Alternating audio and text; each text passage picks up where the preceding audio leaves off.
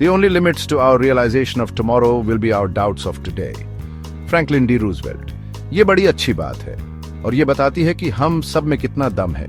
लेकिन एक बात बहुत पुरानी है कि हम अपने दिमाग का पूरा इस्तेमाल नहीं करते।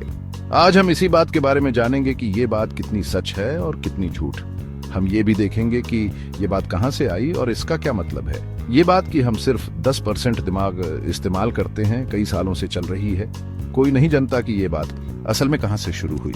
कुछ लोग कहते हैं कि ये गलतफहमी पुराने ब्रेन रिसर्च से हुई। कुछ लोग इसे एल्बर्ट आइंस्टाइन से भी जोड़ते हैं और कहते हैं कि उन्होंने अपने दिमाग का ज्यादा इस्तेमाल करके इतना कुछ सीखा। 10% वाली बात को समझने के लिए हमें यह समझना होगा कि हमारा दिमाग कैसे काम करता है। दिमाग एक कॉम्प्लिकेटेड चीज है और इसके अलग अलग हिस्से अलग अलग काम करते हैं। जैसे फ्रंटल लोब हमारे डिसीजंस और प्लानिंग के लिए होता है और पैराइटल लोब हमें चीजों को फील करने में मदद करता है। हमारे दिमाग का हर हिस्सा हमारे रोज के कामों के लिए जरूरी है। आजकल न्यूरोसाइंस में fMRI स्कैन्स जैसे नए तरीके इस्तेमाल होते हैं।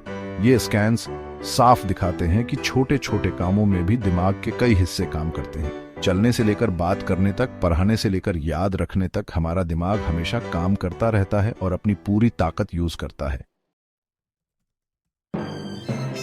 अगर हम पहले से ही अपना पूरा दिमाग इस्तेमाल करते हैं तो क्या होगा अगर हम और ज्यादा यूज कर पाए? सीधी सी बात है, कुछ नहीं। हमारा दिमाग ऑलरेडी अपनी पूरी ताकत से काम कर रहा है। सुपर पावर्स वाली बातें सिर्फ फिल्मों में होती हैं, असल जिंदगी में नहीं। और हाँ, हमारा दिमाग बहुत एफिशिएंट है। ये हमेशा अपने काम को बेहतर बनाता रहता है। जो कनेक्शंस काम के नहीं होते उन्हें हटा देता है और जरूरी कनेक्शंस को स्ट्रांग बनाता है।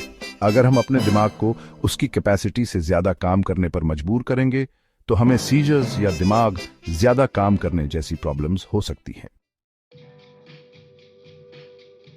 10% वाली बात इसलिए अच्छी लगती है क्योंकि इसमें हिडन पोटेंशियल की बात होती है। ये सोचना एक्साइटिंग है कि हमारे दिमाग में और भी ताकत छुपी है, लेकिन असलियत अलग है। हमारा दिमाग पहले से ही कमाल का है और बहुत कुछ कर सकता है। ऐसी काल्पनिक शक्तियों के पीछे भागने के बजाय हमें अपने दिमाग की असली ताकत को निखारना चाहिए।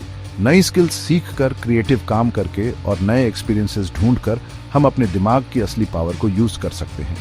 असली बात यह है कि हमें अपने दिमाग की पूरी ताकत को यूज करना है, न कि किसी काल्पनिक पावर के पीछे भागना।